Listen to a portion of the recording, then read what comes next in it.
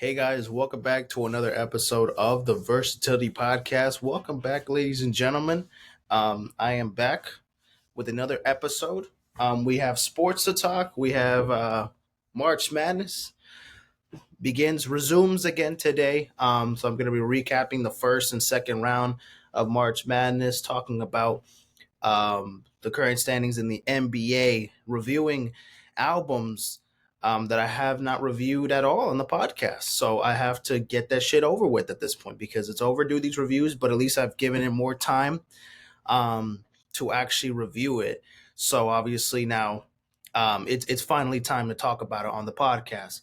And also today is the 27th, March 27th, opening day.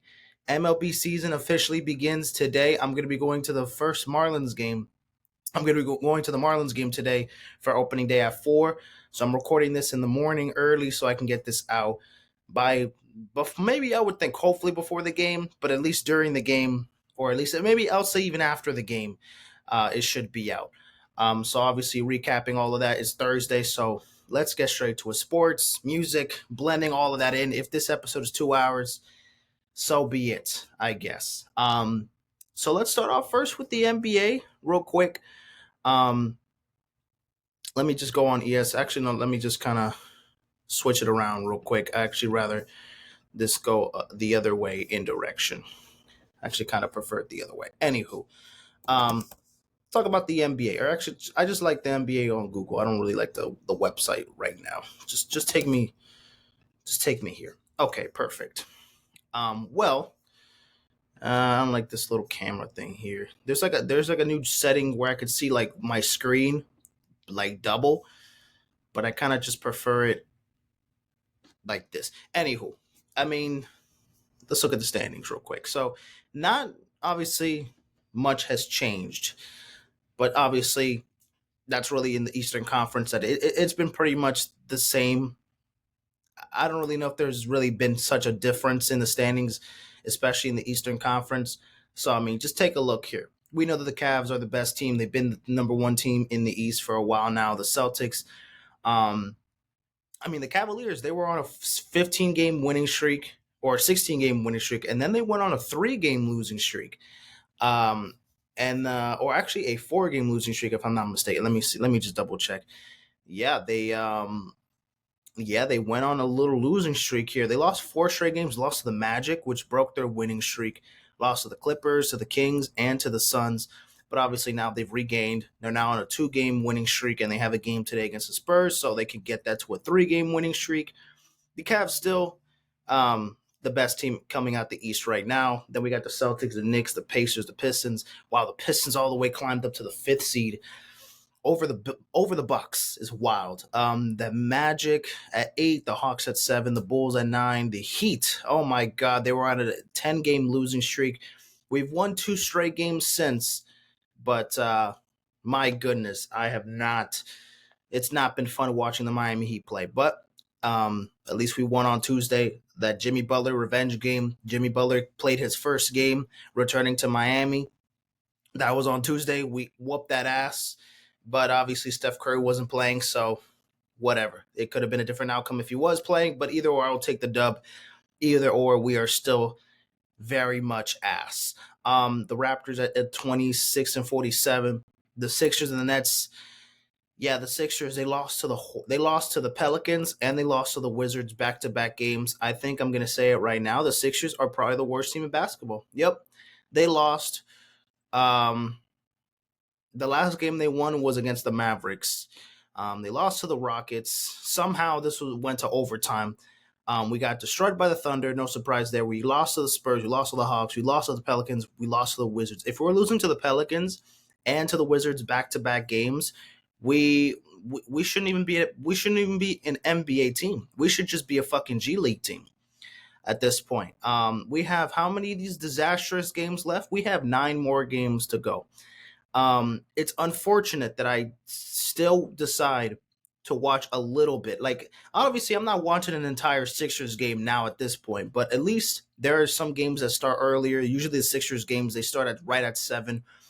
But as soon as all the other games start, I'm heading over there. You know what I mean? Give me a Heat game over the Sixers game. I mean, like, this Sixers team is going back to what they were 10 years ago when they were literally the shittiest team in all of basketball. They've regained that all over again. They just obviously don't have a worse record than the Wizards, but arguably, my goodness, the Sixers are just ass, like just bottom of the barrel. But they're not 15th like the Wizards are, so I can't really say much of that. In the West, the Thunder still dominating. They've won 60 games in the season. They've won their 60th game of the season. They're currently on a 7-game winning streak. The Rockets move up to number 2. The Nuggets at number 3. The Lakers at number 4. The Lakers have been kind of on and off. You had a little winning streak going, then they had a little losing streak going when they had LeBron out for a couple weeks. They won yesterday against the Pacers. LeBron had a game winner against the Pacers, and it was a tip-in. That was his 8th or 9th career. I think that was his 8th career game winner or buzzer beater. Excuse me. He's definitely had more than 8 game winners, but that was his 8th buzzer beater.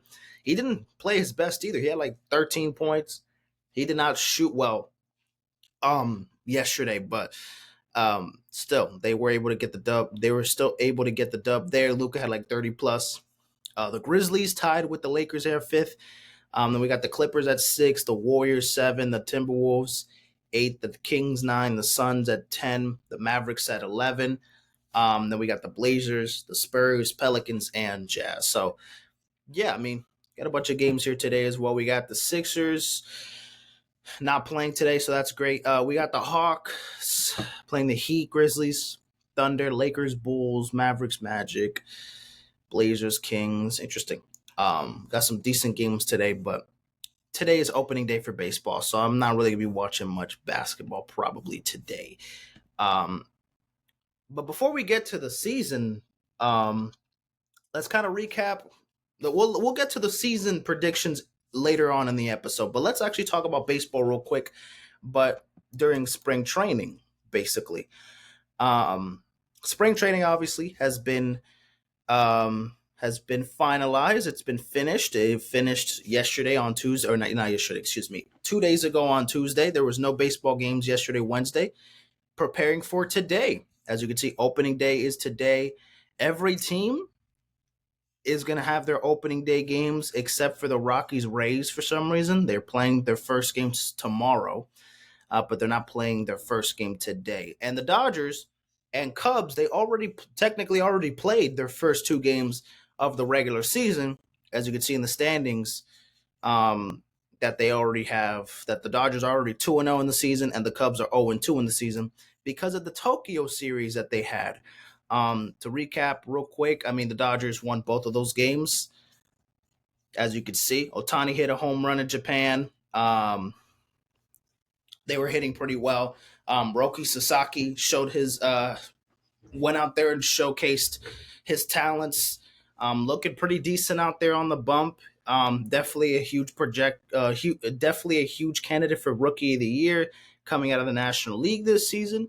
A new talent to the rotation for the Dodgers, as if they don't already have so many guys in that rotation that is just absolutely filthy. But here we are. Here we are once again. Yes. Standings, obviously, nothing yet.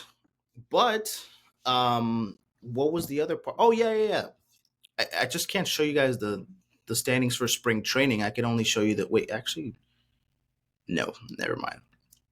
Well, basically, the San Francisco Giants, they won spring training.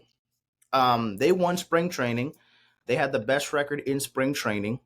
So they won the Cactus League. Let me just, it's here. There we go. Spring training. Okay, so coming out of the Grapefruit League, the Blue Jays, they had the best record coming out of the Grapefruit League, 18-10.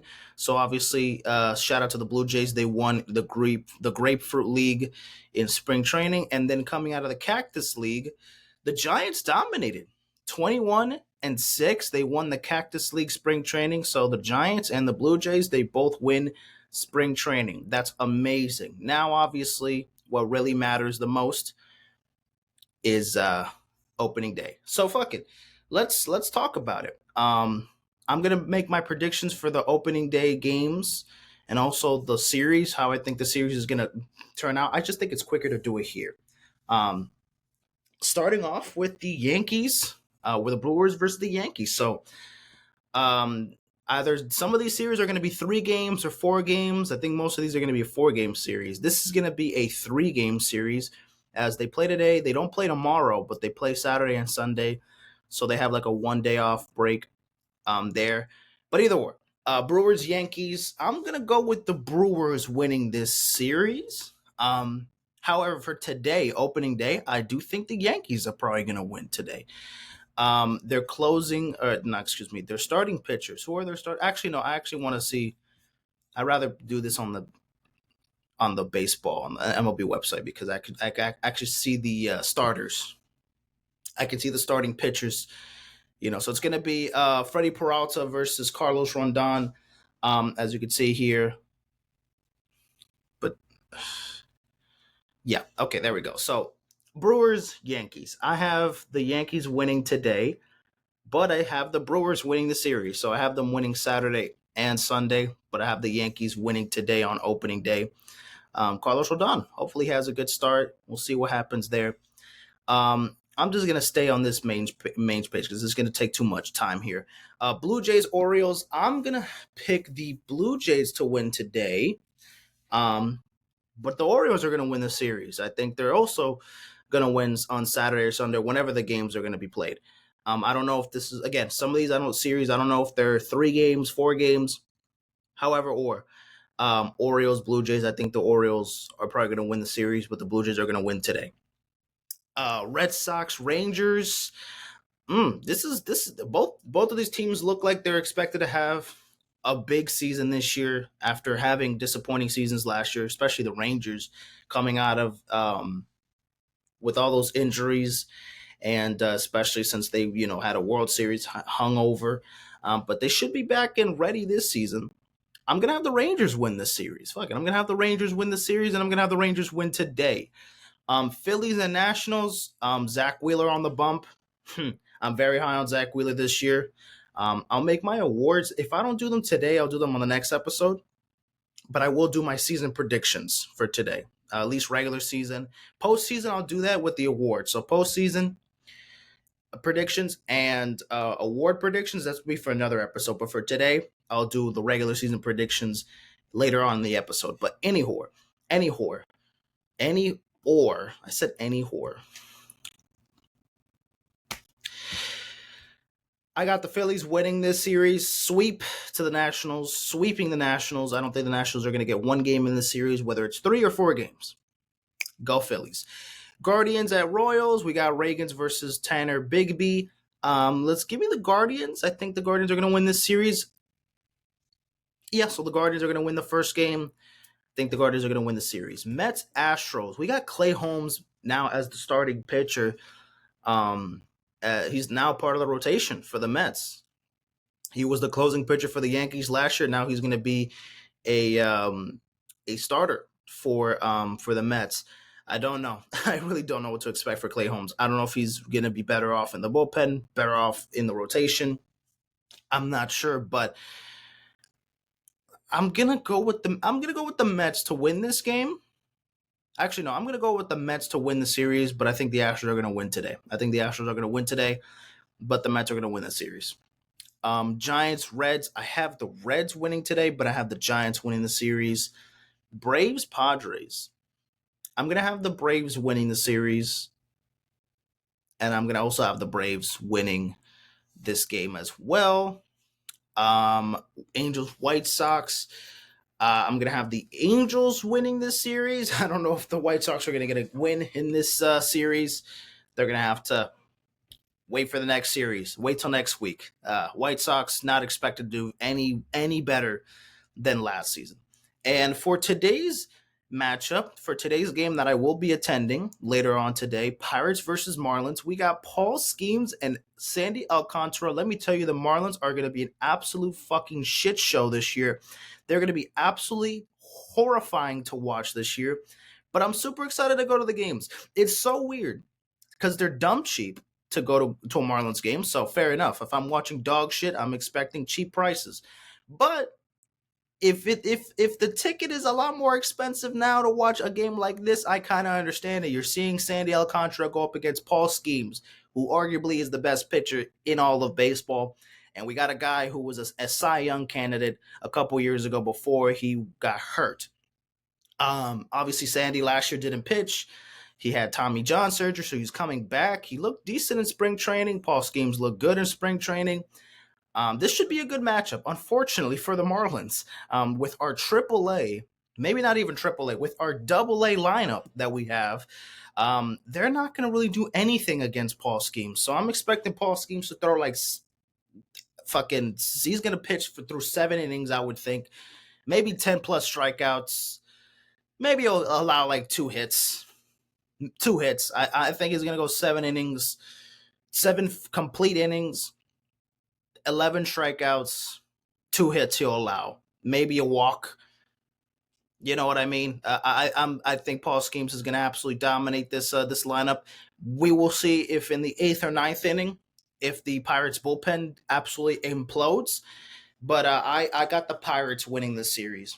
I got the Pirates winning this game, and I got the Pirates winning the series. Granted, I'm going to the game.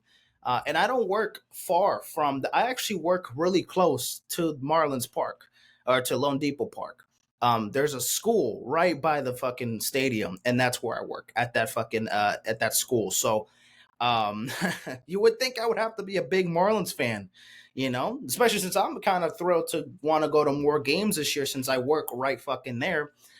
But even if the Marlins lose this game, I can't even, it's not going to be a shocker. It's Paul Schemes pitching. And again, our lineup is absolute dog shit.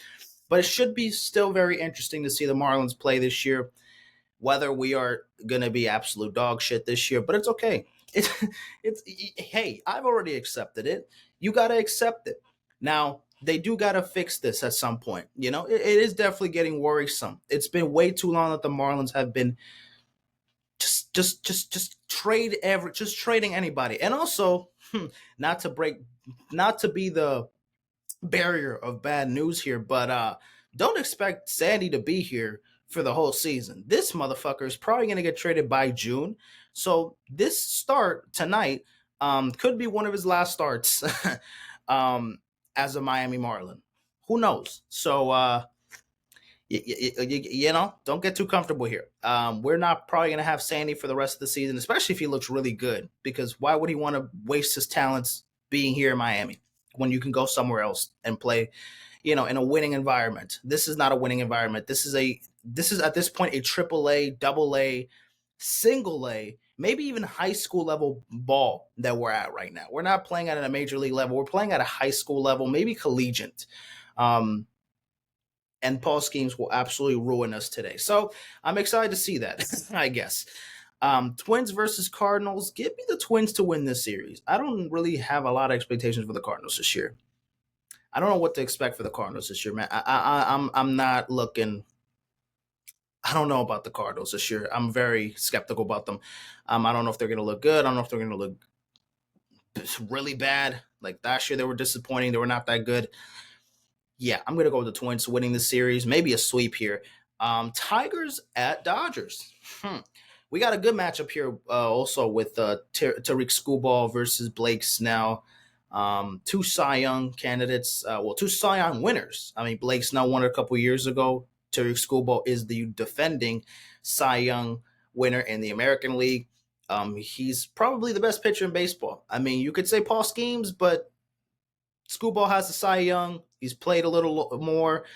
He's proven himself a little bit more than Paul Schemes. So I'm going to say Skubal right now is the best pitcher in baseball. Then you can put Schemes. Then you can put Zach Wheeler. And you can put, fucking Garrett Cole if he was healthy. But unfortunately, he will be out for the season. I forgot to mention that. I mean, there's so many injuries for the Yankees. Garrett Cole is going to be out for the year. Giancarlo Stanton's out. DJ LeMahieu's out.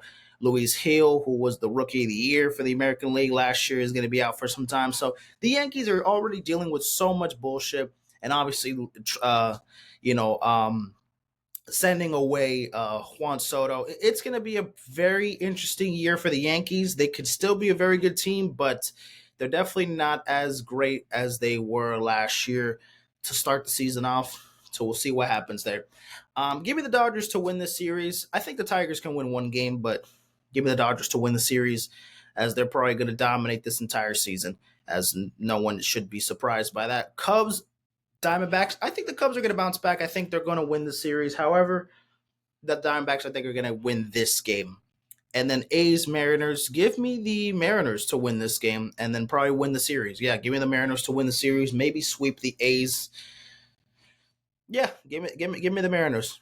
So yeah, those are my predictions for opening day and for the opening day series. That is that, ladies and gentlemen. Let me make sure I get all this shit out before we're done here. Okay. Okay, more sports stuff to get out of the way. I want to talk about George Foreman. George Foreman has officially passed away about a week ago at the age of 76. He was a two-time world heavyweight champion and a Olympic gold medalist. In his own right, he fought Muhammad Ali. He fought Evander Holyfield. He fought so many legendary boxers in his career. And of course, he has his own grill company. He has his own grill. His record of 76-5, with 68 of those wins from knockout. Insane power. One of the best fighters when it comes to just pure power, pure stuff.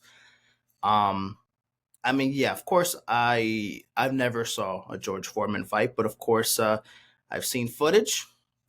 You do not want to fuck with this man. You do not want to fuck with this man. Has fought some of the best boxers ever. And you have no idea what the hell my alarm is going off. Anywho, rest in peace to him, man. Rest in peace. Wow, I didn't even know he actually lost to Holyfield once. He actually lost to Holyfield once. That was later on in his career. He lost obviously to Muhammad Ali, but still, that was still one of the most legendary fights in all of boxing, in boxing history. Still, even that fight against Joe Frazier was unbelievable. And if you got to see that live, that's awesome for you grandfathers and unks out there. Not to be disrespectful, but I'm just saying, literally, to watch that in person must have been phenomenal. Must have been fantastic to watch in person. But obviously, I could only see footage up to this point. But that is that, man. Rest in peace to George Foreman. Legendary boxer at the age of 76. He passed away. He is now in a better place now. Okay. Now let's talk about the Nations League. Soccer?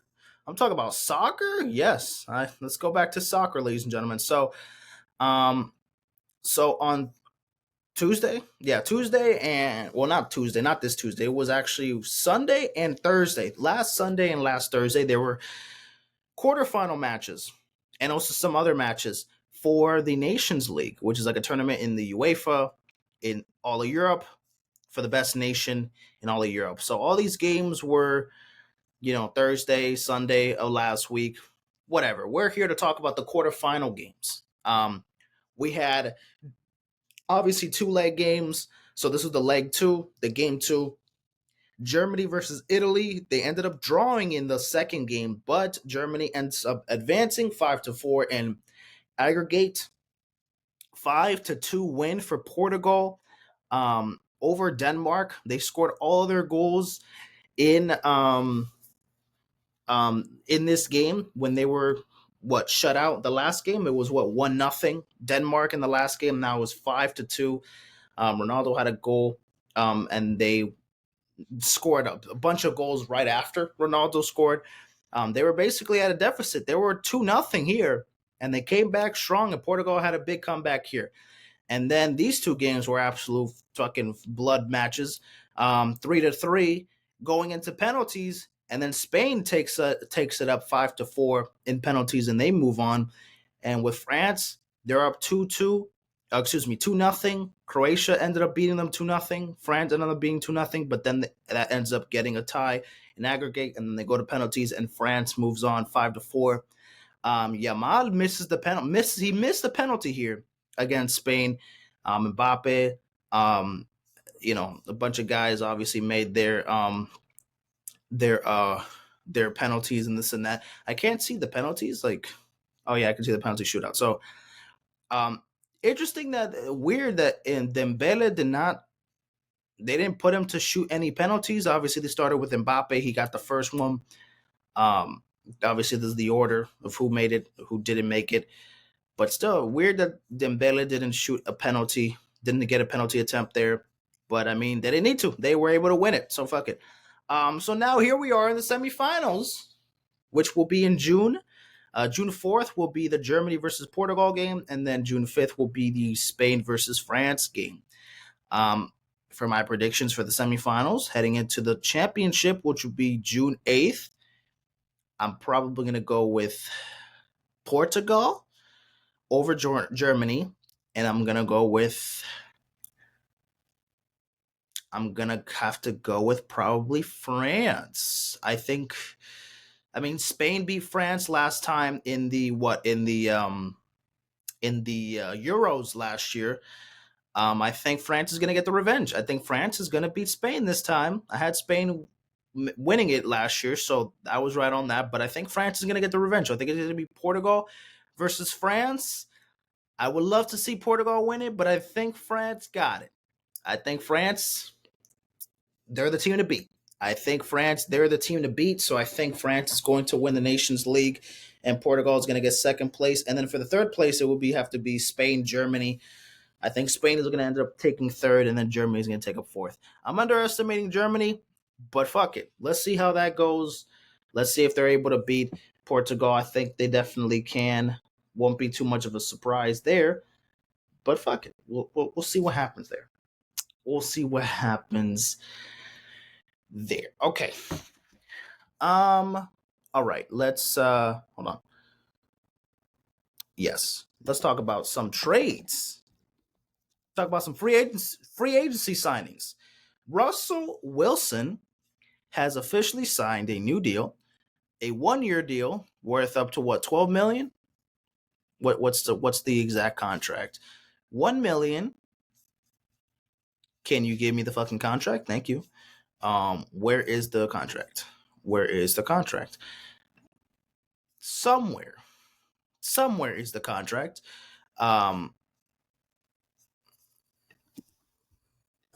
Just where is the shit? $10 million contract for the New York Giants. Yes, Russell Wilson has agreed to a deal to the New York Giants. 1-year deal up to 21 million, including 10.5 guaranteed. Okay, there we go. So yes, Russell Wilson going to the Giants. He's going to be their starting quarterback for this season at the very least. And I don't know, man. I mean, look, the Giants did what they have to do and get a quarterback out of free agency, and they had to get somebody throwing the damn football. But I would have thought they would have at least wanted to wait it out, maybe get someone in the draft, probably get a Shedeur Sanders. But clearly, maybe they're not too high on him, so they're probably gonna have to stick with getting, I don't know, Travis Hunter, most likely in the draft. They clearly have to build around in so many different positions. They're so many pieces away from even contending, from being a fucking good team. They're still far from being legit at all. The Giants have to make a lot of good decisions here. Starting with signing Russell Wilson, I think it's gonna be helpful because at least it's an upgrade at quarterback. I mean, you had fucking Daniel Jones, so Russell Wilson's definitely an upgrade. However, this is not really gonna do much, I don't believe. Especially because the defense is lacking. As much points as they could put up offensively, you see the Bengals. They're putting up 40 points, but that defense is absolute dog shit. I I'm not saying that's an exact situation. I don't think the offense is going to be as explosive as the Bengals, because Malik Neighbors is basically just solo territory over there. He needs other guys. The Giants need other weapons as well besides Malik Neighbors. So they could prioritize getting Travis Hunter in the draft. Why would they get fucking Shador Sanders? Russell Wilson is more than enough. And then they also signed Jameis Winston a week prior, so they already have their backup. They already have their starter and their backup already intact. To get Shador, it kind of feels like a push already. You got Russell Wilson, who you expect to be your guy for at least a year. It could reach up to the next couple of years if there's a re-sign there, but at least for this season, you're able to get Russell Wilson coming out of Pittsburgh, he was fine in Pittsburgh, but obviously wasn't a huge difference maker. He had his good games. He also had his bad games. I don't know if this is really gonna do much for the Giants. They'll get some good wins. They'll have some good moments, but they're still so fucking terrible. They're not a good team. Russell Wilson just doesn't completely change the whole dynamic of this team. He's not as a game. He's game manager at this point. He doesn't really is the game changer that he used to be when he was in Seattle. He just hasn't been the same. He's still good. He still has an arm. He still is someone that you can trust for the most part. But don't expect this motherfucker to take you to the playoffs, because he needs more help. He needs more weapons to throw to. He needs a fucking O-line that can actually protect them, and he needs a defense that can really push things through. So, yeah, Russell Wilson's not gonna just be your savior all of a sudden, Giants fans, and no. So we're gonna need more, and in the draft, it's gonna be very vital to see what you guys are worthy of doing. Let's talk about another signing. Let's talk about Stefon Diggs. Stefon Diggs went from the Houston Texans to now the New England Patriots. So now he has signed a 3-year, $69 million deal with the Patriots. So I kind of was thinking, man, I would have liked to see more of Stefon Diggs and CJ Stroud, work it out in Houston, obviously. But Stefon Diggs got hurt mid-season last year against the I don't know against who, but he got hurt last year, against with the Texans, and so obviously he tore his ACL. So obviously that ended his season last year, and there was expectations to see him, come back with the Texans this year. But it looked like he was a free agent available. They had to get him somewhere, and the Patriots, they don't have guys. They don't have weapons. So to get Stefon Diggs is very good for them to boost up their offense. I mean, their wide receiver room in New England is very, very limited. Like, there's not much going on there. Obviously, there's like there's a little bit of star power now with Stefon Diggs now in that wide receiver room. They're obviously still making some adjustments. They made some good picks during free agency, or excuse me, they made some good signings during free agency, specifically on the defense. We'll see what they prioritize during the draft. The Patriots, they got their quarterback. They got their franchise quarterback, Drake May. They have some good pieces on the defense, especially at corner, linebacker. So, there's definitely some good pieces that they really have acquired on the defense, but they obviously have to work more getting better offensive pieces. Stefon Diggs is definitely useful. So that's going to be their main. That's going to be Drake May's main target throughout the season. But they're going to have to do more. They're definitely going to have to do more. But this was a good signing for the Patriots. Get some offensive help.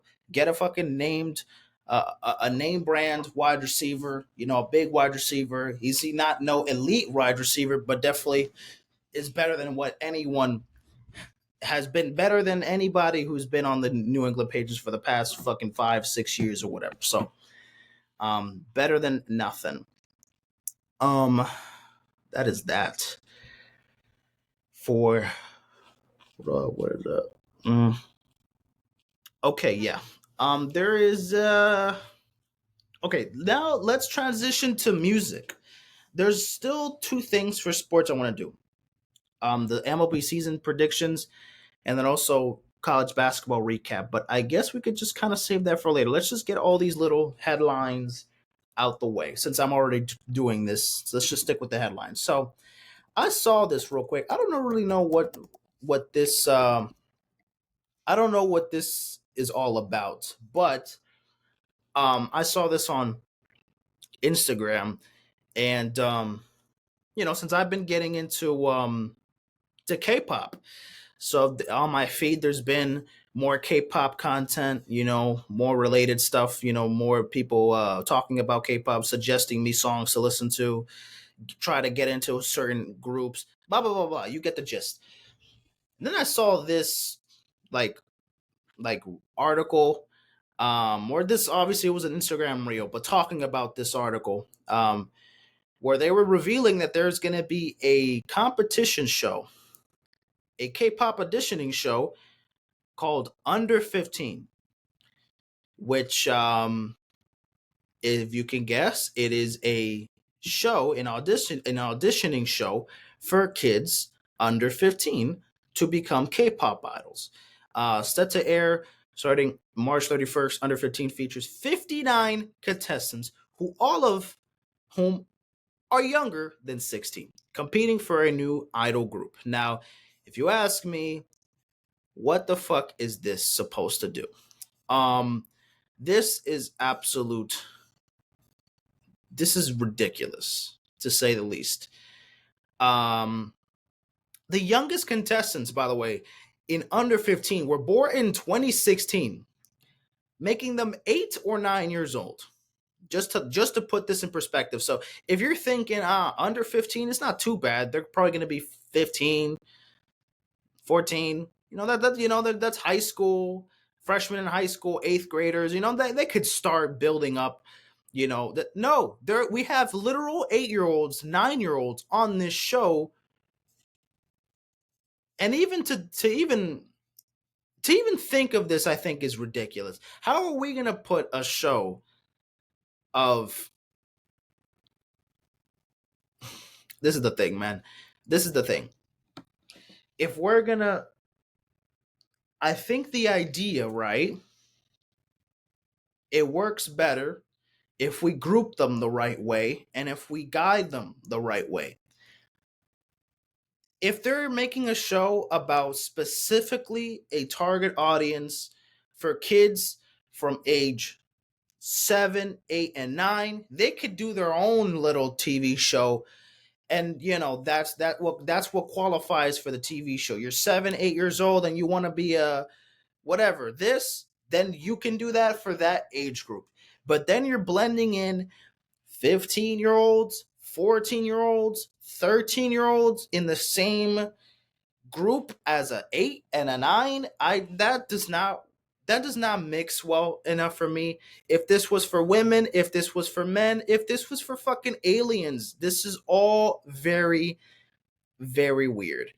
Also, let me just read more about this. So yeah, um, promotional videos for under 15 shows some of the contestants in heavy makeup, dressed in crop tops and short skirts. Oh yeah. And if it couldn't get any worse, we're having kids wearing an abundance amount of makeup, dressing in revealing clothes such as crop tops and short skirts.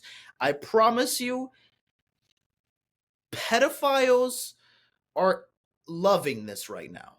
Pedophiles are having a dream thinking about this and airing this. And unfortunately, this could actually pull through, but I'm hoping it fucking doesn't.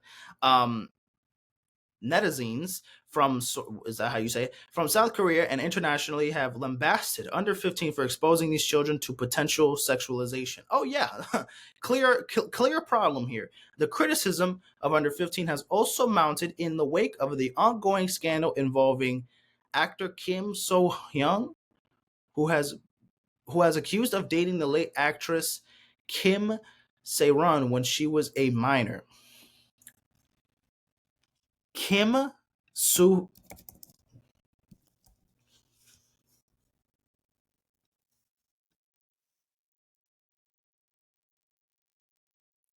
37 years old Dating who? Kim? Who? Say what? Say Ron? Oh, this is the girl that. Oh my god. Oh my god. This is the same fucking girl that passed because of. Okay, so if you don't know, this actress, right? She dated the actor that I just showed you, this motherfucker, when she was a minor, and she passed away. Last month in March, or excuse me, last month in February, and yeah, there was rumors of that they were gonna get married. There was rumors that she was pregnant. There was rumors, a bunch of shit that he denied. He didn't give a fuck. Like there was something where like he saw like this letter that he wrote from that she wrote to him, and he didn't give a fuck. He didn't want to pay for like her funeral expenses, or there was a bunch of shit that clearly showed no interest towards her. But then he was dating her when she was a minor. This dude is directing this show. Oh, no, we need to cancel this. No. Nope, no. I don't even want to talk more about this because then we don't want to get into. No. This is just a horrible idea. Cancel this shit. If we're gonna do a kids show, make it a kids show, and not K-pop, bro. They're fucking eight. Not wait till they're teenagers to fucking decide if that's actually something they want to, bro. Have them do something for kids. Have them do something that they are able to grow from, and then when they get older, that's when they can get to the next level. That's when they're able to actually do, like, be a trainee and start developing into becoming an idol. Like, we're not doing this shit at 8 years old. Not let them fucking live a little, man. Let them have a fucking life, man. Don't. And look, these kids can do something. I'm not saying they can't be on TV or whatever. I'm just saying, like, we need to have a line. We need to not cross that line. We need to know what and what doesn't work. We're not putting fucking 8 and 9 year old kids in the same show where there's 15, 14-year-old kids trying to become K-pop idols, because at least 14 and 15, which still very fucking young, they're teenagers. They're able now to start developing into be. There could be trainees, bro. Fucking Hyen from New Jeans was a trainee when she was 14. She's a New Jeans. She's 17 now. So clearly, like, they could start at a very young age. But 8 years old, fucking do your timetables. Like, stop it, man. Do your fucking timetables. Trade snacks at lunch. Live your fucking youth. Like, have a childhood, man. Don't be doing this shit. Don't be forcing these young kids to be doing shit like. No. This is a bad idea. This is a bad idea. We're not doing this. We're not doing this. We're not doing this. Let's get all the stupid shit out the way so I can get out. This is absolutely fucking stupid. Cancel this shit. I don't want to. I don't want to see this shit. I'm going to talk about this man one more time, very briefly, but again, not going to talk much about it. So this man, Ye West. Just cancel this because it shouldn't belong there. Ye West. He dropped a new album. He dropped a new album on YouTube. On YouTube. Did I listen to it? Fuck no. That's all I have to say, ladies and gentlemen. He dropped an album on YouTube and nobody gave a fuck. I'm gonna keep asking y'all, do not fucking listen to this album. It's gonna be a waste of your time. Do not listen to this album. It's gonna be a waste of your time. Okay? I have not heard a single song. I saw it. It's literally on YouTube. I checked it. It's like the first edition of Bully, which, by the way, V1. It's the first edition of Bully. So whether it's still there or not, it's not even on YouTube. Okay, it's not even on YouTube anymore. Well, even better. Even better, if you were able to listen to it when it was dropped on YouTube, and you were able to listen to the album. I mean, you could still listen to it on fucking streaming on SoundCloud or whatever, and still probably on YouTube, but from a re-upload from another creator. Still, don't waste your time. Don't waste your time. You know, listening to this man's music. This man's music is not even good anymore. It's not even good anymore. We already know that he's absolutely fucked up and he's a horrible human being. We know that he needs help, but clearly that's not enough. And that doesn't justify his actions. He praises the wrong people. He wants to be with the wrong people. His kids, I'm very concerned about his kids. I'm glad Kim Kardashian actually divorced him. I'm honestly, I can't even blame her. I cannot blame her for divorcing this man. When that was announced a couple years back, I was definitely like, oh shit, you know. Obviously, maybe not so surprised, but you know they've been around for a little while now. They were the thing in the 2010s, so they were a prominent couple in Hollywood. And then they had children, they got married. You know, you never want to see a divorce happening. You don't want to see a divorce happening. So it was definitely a little bit shocking to a certain extent. But obviously, you see all this, and you're just she's free. That's all I gotta say. She is definitely free. Do not listen to Bully. Do not listen to Kanye's music. I have not heard um, any Kanye songs. I beg y'all to fucking do the same if you want to or not. Obviously, I'm not forcing y'all. I'm just encouraging to not listen to this man's bullshit. I know that anything that he tweets, anything that he posts, people are gonna repost it, and then look, you got me here talking about it. But at least I can talk about it. But I'm not gonna engage in any actions. I'm not gonna actually listen to the fucking music. I'm not gonna buy any of the merch. I'm not going to show you what he's posting on Twitter because, oh my goodness, is it anything good for anybody? No. But just to let y'all know. All right, let me shut the fuck up. Stop talking about Kanye, or yay, not Kanye. Let's talk about the GOAT, LeBron James. Yes, 50,000 points.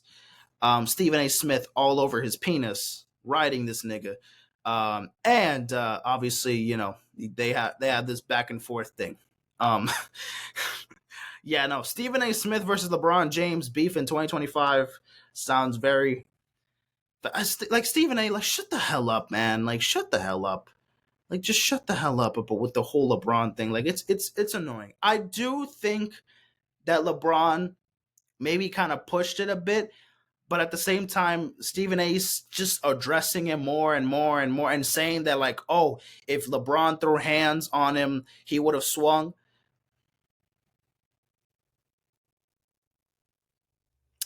Stephen A, no the fuck you would have not.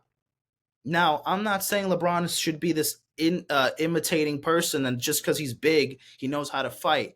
Let's be real, LeBron probably doesn't know how to fight. I will say that. LeBron, just because he's big and fucking massive, doesn't mean he knows how to fight. But even if he wasn't the guy that you were intimidated of because if he wasn't so big and he was so muscular and whatever, and he was, you know, LeBron fucking James, you wouldn't do shit, man. Stop it, Stephen A. What are you doing, man? Get LeBron out of your cock. Excuse me. Get LeBron's dick out of your mouth. Enough. Enough. Enough of this bullshit. And also, LeBron, I don't mind that he's kind of trolling a little bit. He literally posted something of him like yeah, he posted of Stephen A. Smith doing like sparring a little, like doing some boxing. He was like training. He was just training and just throwing some punches, and it looked pretty pathetic. He was just trolling LeBron, just fucking around, not taking it too serious. I don't mind it, but after that, let's just kind of move on. LeBron's been very like good at like kind of like keeping the media out of his head. But bro, LeBron, you trolled Stephen A. Smith. You confronted him. Can we pass this already? You know, I'm not like at this point. I just want this shit to be over. I want Stephen A. to shut the fuck up about LeBron, and I kind of want LeBron to like stop already with the Stephen. Like he already trolled, so good. You got that off the bucket list. You already confronted him. Okay, good. Do you guys actually want to fucking fight? I don't want to see that. That's a bloodbath. LeBron's gonna fucking kill you, Stephen A. Why are you wishing for that? Don't do it. Don't do it, bro. Don't fucking ask for that. Don't ask for the smoke. And he was already saying, oh, if he put his hands on me, I would have swung. Fair, because, hey, self defense, right? I can't blame Stephen A for saying that. But at the same time, why would you fucking say that? Like, shut up, man. Just shut the hell up. Shut the hell up. But also, LeBron, just dog, you gotta stay healthy, bro. You gotta stay healthy. Focus on winning a championship. Don't let Stephen A get to your fucking head. Because it looked like yesterday's game, it looked like Stephen A was all over this man's game. He played 38. Look, bro, 38 minutes. He put up 13 points, 7 assists, 13 rebounds. He didn't get.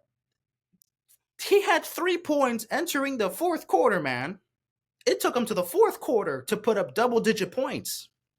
So I'm just saying, LeBron, yes, you had the game winner. Yes, you're still the greatest of all time. Yes, I salute you, my king, my glorious king.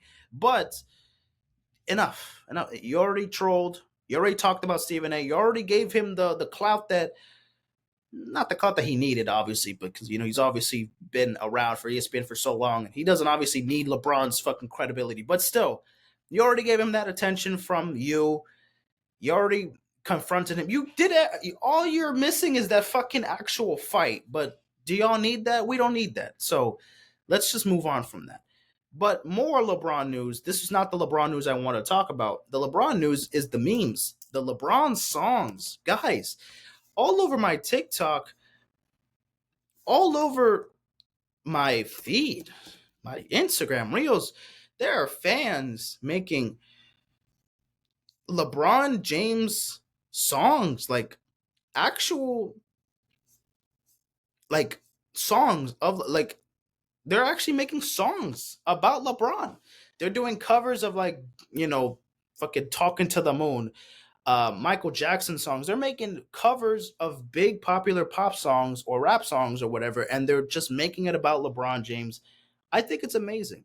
Have y'all heard the Man in the Mirror cover, the Man of the Lakers? Have you heard that one? That's phenomenal. That is honestly so impressive. And the fact that they actually sound good, mostly all of them, that's honestly impressive. These fucking LeBron fans decided to make songs about LeBron and accidentally, I guess, showing their talents, that they're actually good at singing or rapping or whatever. It's honestly impressive. I was like, wow, you know what? Let's just keep this going. Let's just keep this shit going. Because this is looking really good. Let me just see where we're at recording. 52 minutes. Okay. Anywho, let's just keep on going here with the episode. Jack Boys 2. It's in the works, ladies and gentlemen. And the album is on the way. It's on the way, ladies and gentlemen. Travis Scott has officially announced Jack Boys 2 is coming at some point. When is some point? I have no idea. But hopefully we get that shit this year. He teased it. He kind of teased it on the trailer earlier this week. I'm excited, man. Jack Boys. It was a short project, but Jack Boys 2, I think this could be a little bit longer than the first one. I'm hoping it is, more features. We're getting, we're obviously getting Travis, we're getting Don Tolliver, we're getting Sofago, we're getting Sheck West, probably gonna get some other features, probably gonna get Thug, most likely again, maybe Future. We'll see who we can get on the Jack Boys 2 project, but I'm excited to listen to it. Especially since this, I kind of been wanting this for a little while, especially since that first one came out all the way in 2019, man. All the way in 2019. But another collab project would be nice. Speaking of another person dropping soon, Nav. I don't really care, but yeah, Nav is dropping tomorrow. He's dropping a new album tonight. Yeah, if you want to listen to Nav, and you don't know that he's dropping tonight, he's dropping a new album called Rexdale. Yeah, I'm not gonna listen to it, but just for those who want to listen to it, hey, go ahead. It's dropping tonight, so just be patient. Bhad Bhabie. Why do I have this here, bro? I don't even want to talk about this. Shit is like kind of old already, but made how many dollars in 4 years, she made $75 million. Bad Baby claims that she made $75 million on OnlyFans after buying brand new mansion in California. My goodness. What do y'all think? Y'all think she capping or not? You guys think she's capping or not? $75 million from OnlyFans in 4 years. Wow. It's kind of hard to believe, but anyways, I guess we're gonna just have to believe it for what it is. Lollapalooza has officially announced their lineup for 2025, and let's just take a look at it real quick. Make this shit bigger. There we go. So it's gonna be from July 31st to August 3rd, 2025 in Chicago. Tyler the Creator will be performing on Thursday. That's random. Thursday with Luke Combs. Friday will be Olivia Rodrigo and Korn. Saturday will be Rufus the Soul and Twice, the K-pop group. And then Sunday will be Sabrina Carpenter and A$AP Rocky. So those are going to be the headliners for the show. I mean, we got Doechii performing at Claro. We got T-Pain, Kenny Mason. We got the two other noticeable ones here. Gracie Abrams, Two Hollis, Dominique Fike, the Marias, Cat's Eye, those are performing here. Ian, JPEG Mafia. So, if you want to go see them, they're gonna be in Chicago. They're gonna be in Chicago, July 31st, August 3rd. That's gonna be Lollapalooza. I am not going, but fuck it, we won't. Dreamville also announced their festival for 2025 and obviously their lineup. So we're going to show you motherfuckers what the lineup is looking like.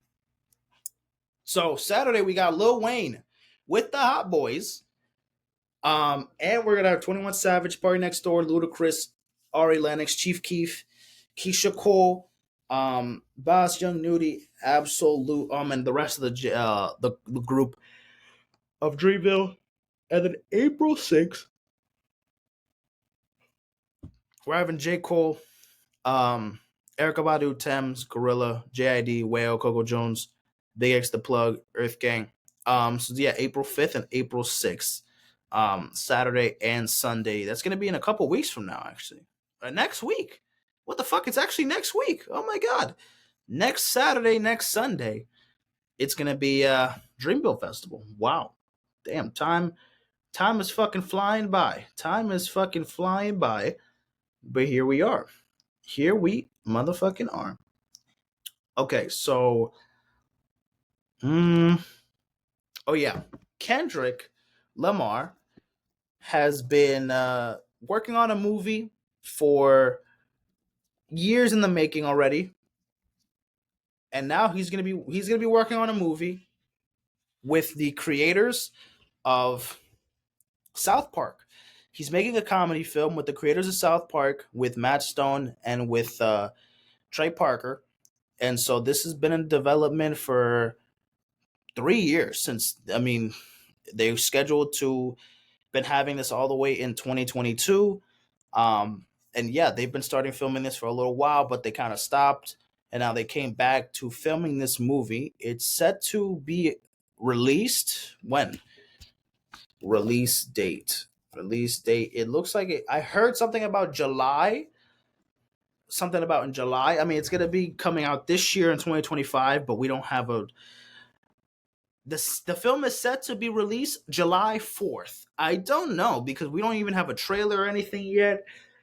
I know it's not April yet, so we still have within 3 months for it to finalize, get something out of it. But I'm excited to watch this movie when it does come out. It seems pretty interesting. The South Park creators blending it with their style of comedy. Should be interesting to see what Kendrick Lamar has to offer on a comedy movie, especially with these motherfuckers who created South Park. Which it is not for the weak, because South Park really goes far with certain with some jokes, and they make fun of everybody. So you're gonna get it. You're gonna get a handful. They're gonna get a handful. So just to be careful with that. Anywho, let's talk about some albums real quick. So here we are, ladies and gentlemen. Let me review some of these albums before we can, I don't know if I can get to all of these, but at least half of these bitches. Let's review them. Starting off with Jisoo's album, Amortage, however the fuck you want to say it. What is this? Okay. Where the fuck am I? Spotify. Wait, hold on. An hour. We've been recording for an hour already. Okay. Just seeing where we at. Okay, so 4 songs. It's pretty short and sweet, as you can see here. Not much going on here. However, it's pretty good. I've been liking it. I really like Your Love. I think that's probably been my favorite song out of here. We got Tears. Really like that song as well. Earthquake is the big song on the album. That one's cool, but I think it's like my third favorite on the record. And then Hugs and Kisses is also pretty good as well. Amortage out of 10. It's pretty short, but I like it. It's like a 7.5. I'm fucking with it. Let's get to Le Seraphim's album. Hot. My goodness, I've been listening to this shit for the past couple weeks. Blast on blast on blast. All songs are heat. Obviously, Born Fire. That one is just like the intro song, but there's production behind it. Looking pretty good. Hot is the single for the album. It's pretty good. I can't even lie. It sounds pretty good. I've been enjoying it. However, it's not my favorite. Then we got Come Over. Which is an absolute banger as well. It was like a fun summer type of vibe, playful song. I like it. Ash, masterpiece. This might be one of the Seraphim's best songs ever. This is honestly super, really fucking phenomenal. To say the least, man. To say the motherfucking least, this is absolutely phenomenal. This is just ridiculous. It's just amazing. It's just amazing. It's just fucking amazing. So clinical but dumb. Amazing. Another great song. Very playful as well. This record is phenomenal. I love this EP. I actually got the fucking whatever this shit is called, like what is this actually called? Like the CD, it's the CD but with the photo book and with like a bunch of like other like photo shits that I can get with it too. It's a bunch of shit on here, but I also got that for the new album, so it's pretty fire. I'm very happy with the Seraphim, man. These girls don't miss, bro. These girls don't miss. They're burning hot. They are all beautiful. They're all gorgeous. They all can sing. They all can dance. They all are fucking hot. They're all amazing. They're just goddesses. That's all I really gotta say. They know how to spew shit. They are very good at what they gotta do. Let me just get this over here. Let me add this because I forgot to add this here because just had everything else here prepared, but I didn't get the rest out of it here. So yes, Hot by La Seraphim, pretty good EP. Go check it out if you haven't heard it. I've been bumping it, big fan of it. Let's get to Life is Beautiful, ladies and gentlemen. Life is Beautiful by Larry June and The Alchemist. That album also has been heavy on my rotation. Let's go track by track here. Munyon Cannon, absolute banger. I fuck with that one. Colossal, I've been. LLC, Bad Choices, one of my favorite ones on the record. Life is Beautiful, maybe my favorite off the record. Generation, pretty good. Any Day, Epiphany, True Organics, and Jean Prove. Literally a skipless album. 11 songs, all 11 songs hit. I think all these songs very much hit. Alchemist, Larry June, 2 Chainz, they went 11 for 11 on this one. I don't think they missed at all on this record. Man, just the Alchemist production just adds so much to the album. It's unbelievable, bro. It's really unbelievable how much they could do. So much they could do here. It's amazing. I really can't say much here. It's just a phenomenal record. I fucking like this record a lot. Yeah, this is just a lot to get to here. I like this record a lot. What can I say? Short and sweet, the deluxe came out. We got to talk about it. The deluxe, I also got it on vinyl here.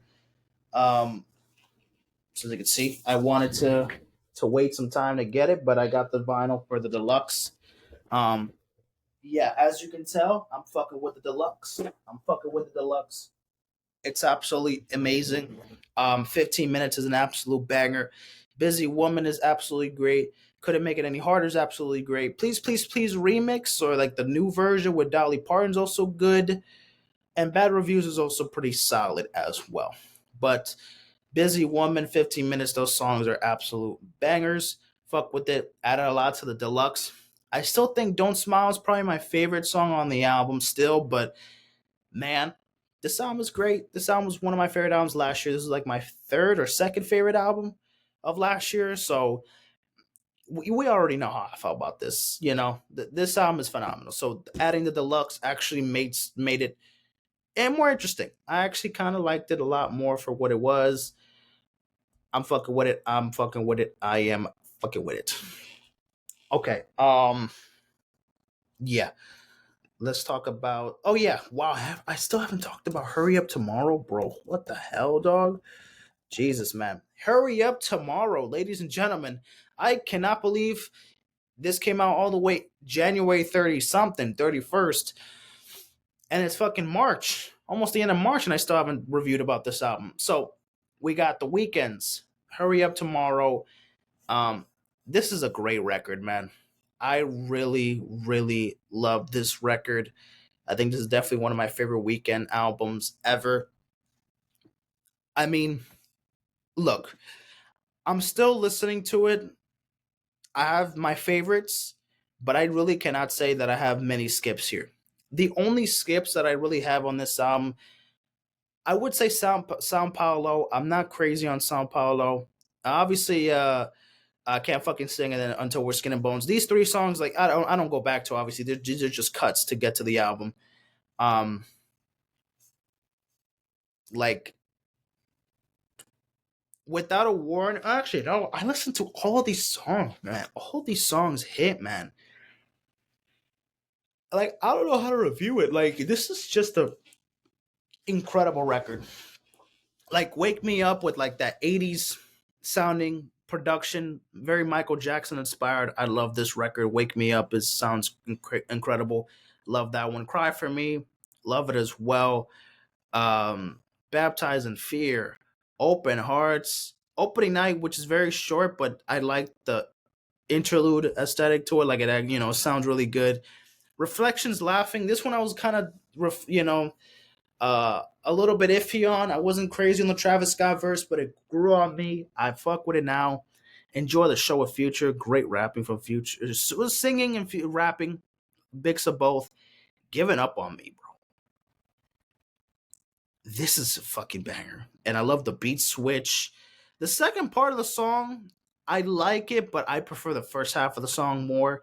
But it sounds really good. This is up there, maybe as the Weeknd's one of the Weeknd's best songs. I again, a little early to tell. I got to listen to the song a little bit more, but still very, very good. I can't wait to get here. I think this is an underrated one. I like it a lot. It reminds me of some songs from Starboy, from After Hours a little bit even. Timeless is a banger with Cardi. I fuck with it. I fuck with the album, so can't complain much with Timeless. Niagara Falls. I like this record a lot. This might be my favorite record on the album. My God, this is one of my favorite songs of the year. And then also Take Me Back to LA, back to back songs of the year candidates for me. My God, I love this song. Big Sleep, the production really carries it, but it's good. Give Me Mercy, phenomenal. Drive, I just want to drive. Underrated, like it as well. The Abyss with Lana Del Rey is also fun. Guys, every song here literally is incredible. What do you want me to say? I'm not crazy on Sao Paulo because of the Anita feature. I think the Weeknd definitely bodies her on the song, and the production's cool. But and then obviously besides the two interludes here, everything is worth checking out. 19 out of 22. and two of them don't even count because they're just fucking interludes. Literally, I'm gonna be honest with you. If it wasn't for St. Paulo being on the track list, this could have been a perfect album. I'm gonna be so serious. I think the first half of the album is slightly stronger, but still, the second half is still very, very good. On its own record, it's still one of the weekend's best. And on top of that, obviously, if we're just talking about the first half of the album, it's still one of the weekend's best ever. Again, man, it takes a lot more listens. I've been listening to it a lot. Obviously, it's been almost 2 months since it's come out, and finally, I'm reviewing it here on the podcast. But this is a phenomenal project from the weekend. I just like there's literally not much I can say here. I got the first pressing vinyl for it, but I don't have the complete edition vinyl. Like I got it here, like the original the first pressing vinyl, which it came out when the album came out. So I don't have all the songs here. And also, I believe, and I haven't put it on vinyl yet, so I gotta hear the record on vinyl. I'll have to do it this weekend. And I heard that there's a secret song. There's like a deluxe song on the vinyl. I gotta check it out. I think after I listen to the deluxe, I'm gonna find all the rest of the like. There's I think there's one called Society. There's one called Runaway, and then there's like a couple more songs that are from like the songs that didn't make the album but are just kind of exclusive songs. I'm gonna have to find those on SoundCloud somewhere. Maybe they're probably on Spotify somewhere from someone uploading it. But I'm gonna have to find those songs uh, somewhere because if they're very worth going back to, for sure, and especially since I probably will have one of those deluxe songs on that vinyl there, despite it not being the complete edition. Fuck it, it'll be worth it. I don't give a shit. Hurry Up Tomorrow, phenomenal. Love this record. Can't say anything bad about it. She took me for Spider-Man, Superman. All right. Some sexy songs for you, ladies and gentlemen. Did you enjoy your Valentine's Day? I hope you did. Because this album came out that day. It's been already a month and a half. Put them on the news.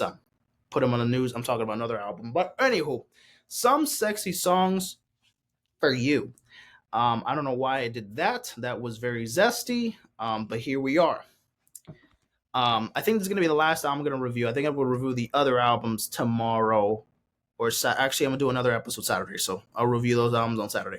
Anywho, new album from Drake and Party Next Door came out Valentine's Day, which has already been a month and a couple weeks since. But let's talk about it. 21 songs, an hour, 13 minutes long. The vinyls just got released. Or actually, no, never mind. The vinyls will release in May.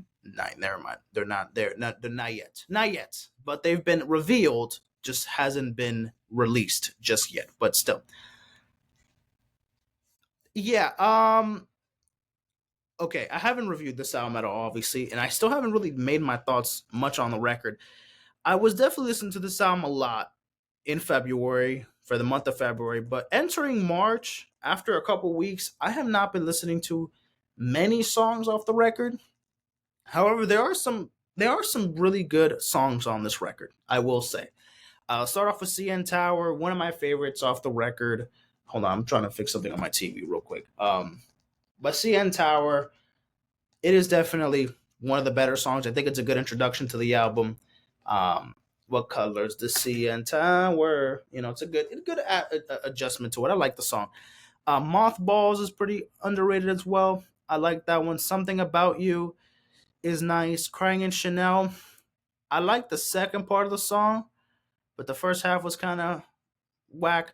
Spider-Man, Superman, I like the chill aesthetic of it. It's nice. It's not too rough. I like it. Deeper, I like Party Next Door's singing performance on this one. It's pretty good. Small Town Fame, Drake rapping. I'm fucking with it. Pimmy's Dilemma, just a little interlude, but it's not pretty good vocals. She sings pretty good. Brian Steele, another Drake rapping performance. Pretty short, but we kind of got the gist of it. Give Me a Hug, one of the better songs on the album. Him just straight rapping. giving us some good shit. So I fuck with it. Rating in Houston, more R&B vibes. This album, for the most part, is R&B.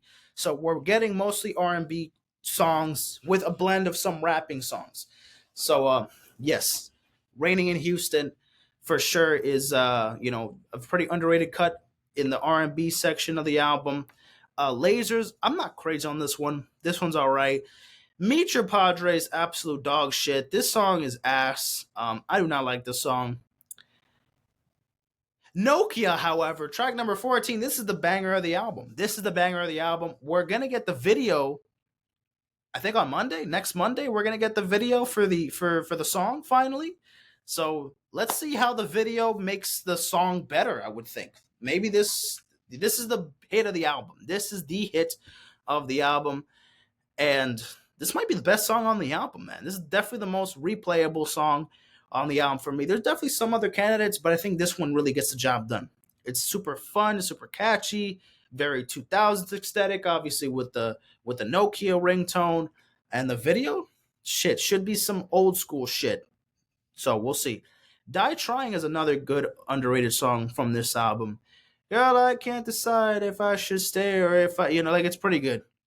And then the Yellow performance at the end, very small, very short, but I liked it as well. Somebody Loves Me. I really like Party Next Door on this one for sure. These three songs, I'm not listening to these songs that much. Celibacy, On My Way, Glorious. I think Glorious also was not that good with him doing like some Ice Spice. Ice Spice is on the song like speaking, and he does like her flow, does like a Central C flow. I'm not a fan of it, to be honest. When He's Gone is decent, and then Greedy's a decent outro. Look, for the most part, this is an R&B album. This is an R&B album. Party Next Door obviously cooks him with the singing, and Drake obviously gets it with the rapping. But I think this album definitely could have been better. I think it should have been shorter. I think 21 songs is a little too much. This could have been, 15, 16 songs, and we would have had something really good here. We would have had something really nice. We would have something really, really nice. This doesn't sound like a classic to me. There's some good materials on here, some good songs here, but for the most part, bro, the replay value hasn't been that high. You know, like because I've been listening to the album by pieces, like just some songs. Like the only songs I've been really having on repeat is Nokia, CN Tower, Give Me a Hug, Deeper, and probably like Die Trying. Like those are like the five songs, and yeah, Small Town Fame also is good, and Brian Steele's also up there too. But besides like 8 songs, 9 songs that I'm like listening to it from within a couple times a week, every day, whatever. It always switches up.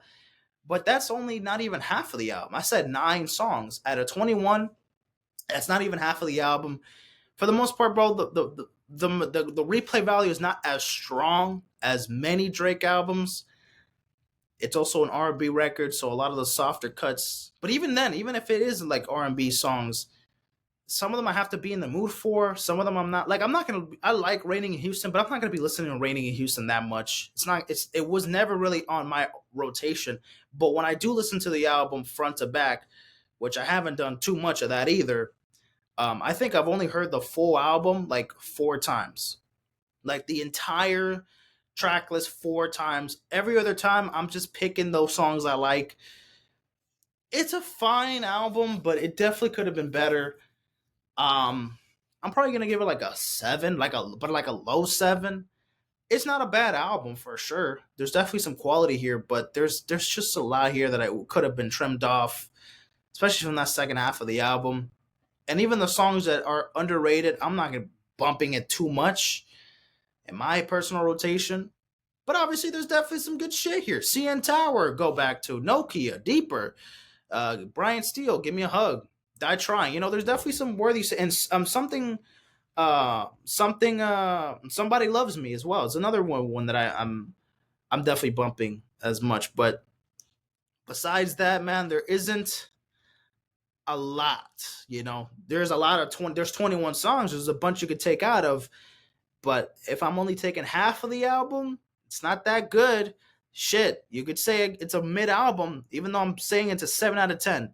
I'm giving it a 7 out of 10, low 7 out of 10, because at least the strong songs are pretty strong for the most part, and there's a lot of underrated songs that I can go back to. But there's definitely some songs here I'm not listening to. Meet Your Padre, Glorious, Lasers, On My Way is actually. Wait, which one does it? I remember the production. That one's not that bad. Um, but again, I'm not listening to that one either. So what could I say, man? And then Crying in Chanel also not too much for it. Yeah, this is a fine album. There's definitely better shit to listen to out there. Not the best Drake album, not the best Party Next Door album. Even though I did like Party Next Door's performances on this record, I do think Party, even though I'm not a big fan of his music, I think he really did a good job on this record.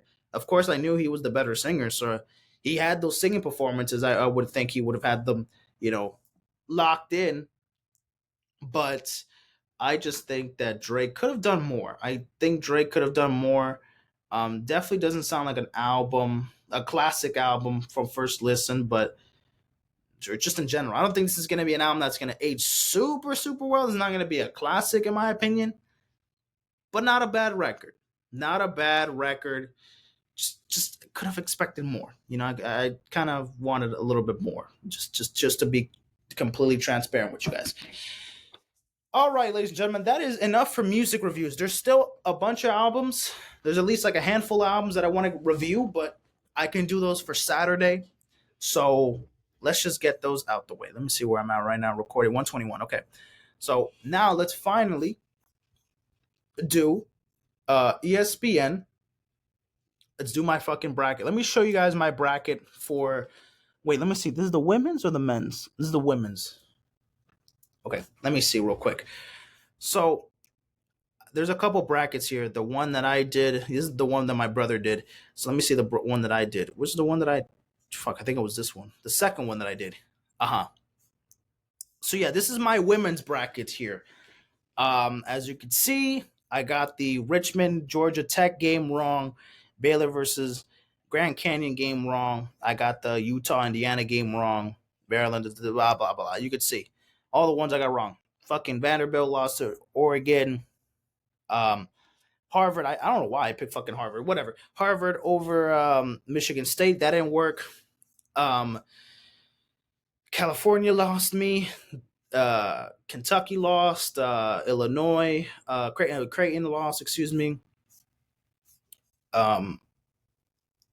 Oklahoma State lost. So, I mean, whatever.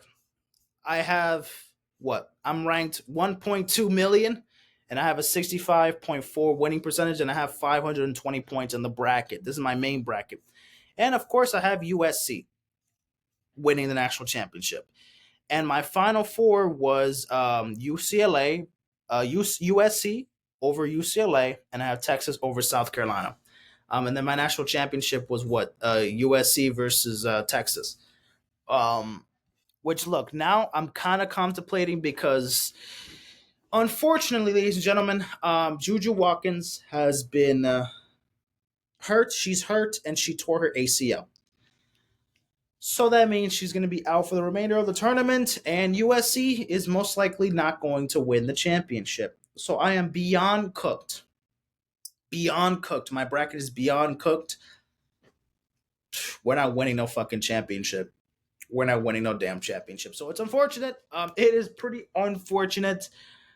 Oh man. Oh God. Oh fucking God. Oh boy. Just sucks. It just sucks. But I mean, look, my final four teams are still intact. UCLA still alive. USC still alive. Texas still alive. South Carolina still alive. Kansas State made it over Kentucky, but still, we still have Texas over Tennessee. Still got Notre Dame over TCU. Still got UConn over Oklahoma.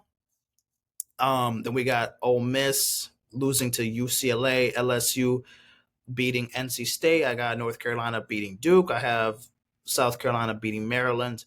So I mean, my final four teams are still intact. However, let's do it. Let's do a second chance bracket, ladies and gentlemen. It's time to do it. A second chance bracket for the women's.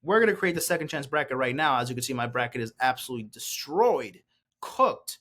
But you're going to notice in the Sweet 16, the lowest seeding team is a 10th seed, Arkansas. Yes, in the Sweet 16, there is not a 16, a 15, a 14, a 13, a 12, not even an 11th seed. So the bottom 6 seeds, not one single team made it to the Sweet 16. So the lowest ranked team right now, still alive, is Arkansas, which they don't feel like such a huge upset team because they have one of the best legendary head coaches in the game, John Calipari, out of Kentucky. Now he's Arkansas, the head coach, and they have a pretty good defense. And well, I mean, the 1 seeds and the 2 seeds, they've been pretty good. They've been really good. I mean, we have we have all of the 1 seeds alive. We have most of the 2 seeds alive. Tennessee still alive. Alabama, Michigan State. There's only 1 2 seed that fell, and that was and they didn't lose in the first round. It was in the second round they lost to. I believe it was, which one was it? The second seed that lost in the last round was a 2 seed that lost. Who was a 2 seed that lost? It was St. John's. It was St. John's, obviously. So Arkansas beating St. John's was like probably one of the bigger upsets, I guess. But the biggest upsets in the first round, you could say Drake over Mizzou. Definitely Colorado State beating Memphis. McNeese defeating Clemson 69-67. Clemson played like dog shit there. But besides that, there hasn't been that many big upsets, man. I'll be honest with you, man. There hasn't been that many ups. I mean, New Mexico beat Marquette, the 10 over the 7. The 9 beating the 8 is not really much of an upset to me, but Baylor beating Mississippi State, if you guys you want to count that. Yale didn't win. San Diego didn't win. Creighton won. Alabama won. So that, like, I'm not gonna lie, the madness hasn't been so crazy, but my bracket is still beyond fucked. It's insane how my bracket is below 30%, even though it could have been way worse. A lot of people have been saying it's been a boring March Madness. There just hasn't been enough upsets. I agree. I kind of want more upsets, but the better teams are going to win in the end of the day. And, well, fair enough. We have all the number 1 seeds still alive in the Sweet 16, and usually that's not really the case all the time, or at least most of the 1 and the 2 seeds. And I was very high on all of the 1 seeds and most of the 2 seeds, making it very far in the tournament. So at least I'm right on that so far. But there's still some chaos that could happen. So fuck it. We'll see what can happen. All right, but that is enough. The first round's done. The second round's done. Let's talk about the Sweet 16, make my predictions all the way to the national championship. Auburn, Alabama. I'm going to go with Auburn here. I'm picking Auburn here to beat Michigan. I'm liking the matchup here. They have the size, but I'm liking Oregon. I'm liking Auburn here. Ole Miss versus Michigan State. I'm very high on Michigan State. I think Michigan State could still pull through. Ole Miss, I'm liking how they're looking really good too so far in the tournament, but I'm gonna go with Michigan State with that offense. They get very explosive. This game looks pretty interesting. Duke has been the best team in the tournament. Duke has looked so well. Cooper Flag played both games, but still, they look incredible even when he's not producing very high. This is still one of the most stacked teams in all of college basketball. Even without Cooper Flag, they're able to carry the load. They're able to play very well. They're one of the best shooting teams. They have a good defense. They have it all, and they have a really good head coach. So Duke, they're the team to beat right now. They're honestly the team to beat. Now, everyone's talking about BYU versus Alabama, and a lot of people are picking BYU over Bama, and I am very tempted to pick BYU. I'm not going to lie. I'm very tempted to pick BYU, but I think I'm going to go with Bama. I think I'm going to go with Bama in this case. I think Bama's going to get the job done here. Florida versus Maryland. Florida had a scare last week, They almost lost to UConn, and UConn played a better game throughout the whole game, throughout the whole most of the majority of the game. But I still think Florida, with that guy Clayton Jr., he was a dude that could shoot the ball lights out, and he was clutch, very very clutch. I think he could get us over the hump. I think making us being national champions look a little rough right now, but I'm gonna have to go with I'm gonna have to go with Florida right now. Arkansas versus Texas Tech. I'm liking what I'm seeing from Arkansas, man. They beat Kansas and they beat St. John. They look really good. I'm not gonna lie. I think Arkansas can really push through. John Calipari going to the Elite Eight. And we got Houston versus Purdue. Houston, as long as they stay healthy, as long as they keep playing, I don't got any team beating Houston. Like it's gonna be really hard to beat this Houston team. Then we got Kentucky versus Tennessee. I'm gonna go with Tennessee here. I think Tennessee could really give. I think Kentucky can give Tennessee a lot of problems here, but I think Tennessee will able to pull through. Auburn versus Michigan State, and now the first matchup in the Elite Eight. I think I'm gonna go with Michigan State. I'm gonna go with Michigan State here. I'm high on Auburn, but I don't know. I think Michigan State's offense, they just look so explosive. While Auburn, sometimes they can be streaky. Sometimes they can be streaky. So I don't know. I'm gonna have to go with Michigan State here. Tom Izzo. That magic continues. Arkansas versus Florida. I think Arkansas can really make a push here and beat Florida. However, I'm gonna be biased. Fuck it. I'm gonna go still and trust Florida win that game. Duke versus Alabama. This is going to be an insane matchup here. I would love to see it. But I think Duke, they're the team to beat right now, man. I got them making it to the Final Four, minimum. And Houston versus Tennessee. I think Tennessee really has a good chance at battling it out against Houston. But I think Houston will end up pulling through here. Then we got Michigan State versus Florida in the Final Four. I'm gonna have to go with Florida here. And then Duke versus Houston. I really would love to see Houston, but I think I'm gonna have to go with Duke, man. Duke has been the best team. They've been the best team, so I'm just gonna stick with it. Now, this was the same national championship. This is the same Final Four that I had in my original bracket. Okay? So Michigan State's still alive, Florida's still alive, Duke is still alive, Houston's still alive. This is my exact Final Four from when I made my first bracket. So it's the same. So no changes there. And my same national championships. The same national championship matchup is the same. However, right now, I am feeling Duke is the team that's going to win the national championship. I like Florida. I still believe in them, and I low-key still want them to beat them over Duke. But Duke right now, Duke right now is the team to beat. Duke right now is the team to beat. I think 140. Fuck it, we'll do 140. This is the team to beat, ladies and gentlemen. I'm sorry. This is that team to beat.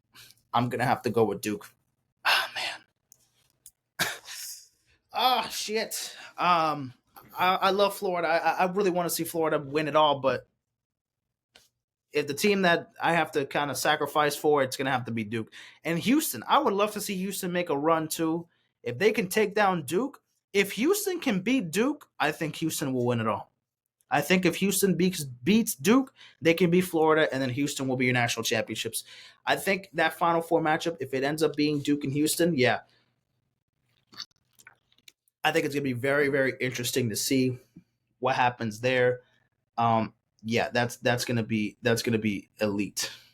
That's going to be elite. So, yeah, let me just show you guys let me kind of just show you guys like the schedule for the tournament. So, I mean, obviously you guys saw the bracket and everything. But obviously these were like the matchups here. So, in case if you missed it, this is like the matchups from there. So, Alabama State won, UNC won, St. Mary's won, Xavier won. Those were the first four matchups. Then we got Creighton, Purdue, Houston, Wisconsin, Auburn, Clemson, BYU, Tennessee, Gonzaga, Arkansas, Texas A&M, UCLA, Drake, St. John's, Michigan, Texas Tech. Moving on to the moving on to the second round. Excuse me.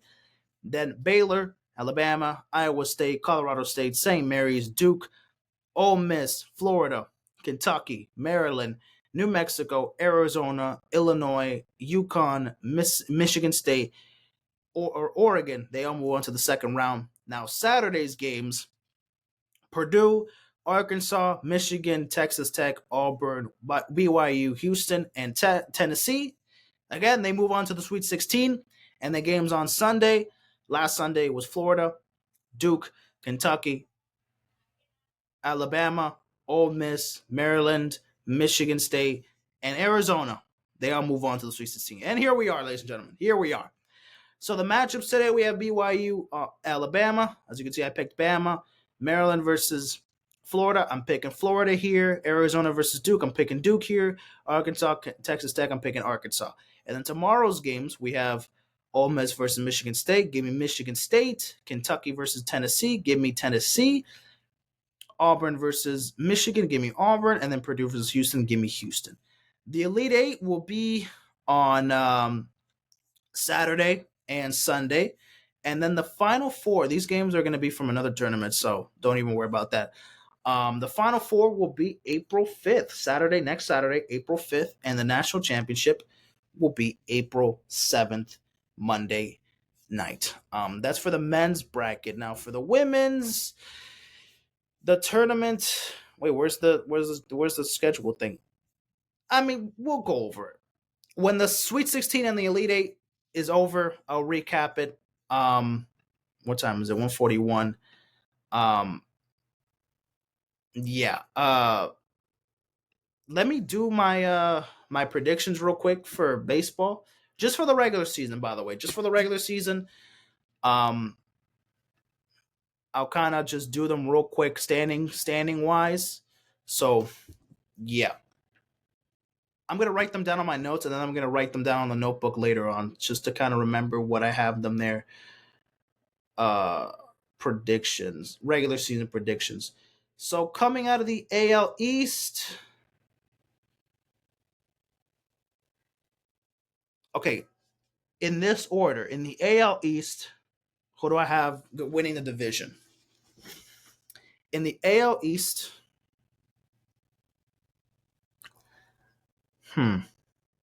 actually, let me do this from bottom to top. I think the Rays are going to be the worst team in the division. Then it's going to be the Blue Jays. Then it's going to be the Yankees.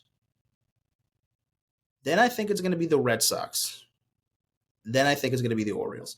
I think the Orioles are going to win the division, and then the Red Sox are going to get second place in the AL East. So it's going to be Orioles, Red Sox, Yankees, Blue Jays, Rays. All right, coming out of the AL Central, the worst team, definitely going to be the White Sox. Then it's going to be the Tigers, I think. Then I think it's going to be the Guardians. Then maybe the Twins, and then the Royals. I think I have the Royals. Yeah, I'm going to have the Royals winning the AL Central. Fuck it, I'm writing this on my phone, so that's why I'm kind of like off the camera a little bit. Hold on. AL West. Again, this is just regular season. I'll make my award predictions and everything else later on. Oh man. AL West. The worst team is going to be the Angels. Worst team is going to be the Angels. Then it's going to be the A's, the Athletics. Then I think it's going to be the Mariners. Then it's going to be the Astros. And then it's going to be the Rangers. I think the Rangers are going to win the division. They're going to bounce back from a season that full of injuries, lost them from, making it to the postseason, this and that. Now in the NL East, the worst team is going to be, unfortunately, once again, no doubt, the Miami Marlins. Then it's going to be the Nationals, the Washington Nationals at number 4 in the division. Then at 3, I'm going to go with the Mets. At 2, I'm going to go with the Braves. And number 1, I'm going to have the Phillies. The Phillies, I think, are going to be very good this year once again, but hopefully can get something over. Can we get some playoff success? Can we get over the hump, please? That's what I'm expecting. NL Central. NL Central, the worst team in the NL Central will be the Cardinals. I think it's going to be the Cardinals. And the Cardinals are going to be the worst team. Then I think it's going to be the Pirates, man. I think it's going to be the Pirates. Then I think it's going to be the Reds. Then I think it's going to be the Cubs. Then the Brewers. Yeah, I'm going to go with the Brewers, Cubs, Reds, Pirates, Cardinals. All right. And then the NL West, this should be pretty simple, but at the bottom, it's going to be the Rockies yet again. The Giants, then the Padres, then the Diamondbacks, D-backs, and then of course, obviously, the Dodgers are going to win the division for the 7th millionth time. We all know that. So, recap real quick. This is just the order. I'm going to probably do like the win totals later on, but this is just real quick. 5th in the AL East will be the Tampa Bay Rays. 4th will be the Blue Jays. 3rd will be the Yankees. 2nd will be the Red Sox. And number 1, winning the division, will be the Baltimore Orioles. In the AL Central, 5th place will be the Chicago White Sox. 4th place will be the Detroit Tigers. 3rd place will be the Guardians. 2nd place will be the Twins. And 1st will win the Central will be the Royals. In the AL West, it's going to be the Angels at number 5, the A's at number 4, the Mariners at number 3, the Astros at number 2, and the Rangers at number 1. They're winning the AL West this year. In the NL East, we got the Marlins all the way at number 5 at the bottom. Then we got the Nationals at number 4. Then we got the Mets at number 3, the Braves at number 2, and the Phillies are winning the NL East. And then the NL Central, we got the Cardinals at last, all the way at the bottom. Then we have the Pirates. Then at 3rd place, we have the Reds. 2nd place, we have the Cubs. And 1st place, we have the Milwaukee Brewers. And then in the NL West, we have the Rockies all the way at 5, the Giants at 4, the Padres at 3, the Diamondbacks at 2, and of course, the Dodgers will be number 1, winning the NL West for the 35th billionth time. So those are my standings, my final standings for the regular season, who are going to win the division. I'll do my playoff predictions, award predictions next episode, and then the win totals for each team. Yeah. Is there anything on ESPN Fantasy that I can fill out for like the baseball season? Let me just check real quick. If there's anything I can do here. Let me just see. Any games? Obviously no. March Madness, no. They already have They only have the NBA playoff challenge and the NHL playoff challenge. Okay, so they already have the NBA and NHL playoffs thing started already, but obviously it doesn't start till mid-April. So we'll get there when we get there. So yeah, there's no baseball stuff yet. So I mean, that's that for today, ladies and gentlemen. That is that for today. That is enough for today. An hour and 48 minutes recording, and we still got much to talk about still on another episode, but we got more to talk about. So I'll see you guys in a bit. See you guys on Saturday. I cannot wait to go see the game today. I'll talk about the game Saturday, next episode. I'll see you guys in a bit. Take care and peace out.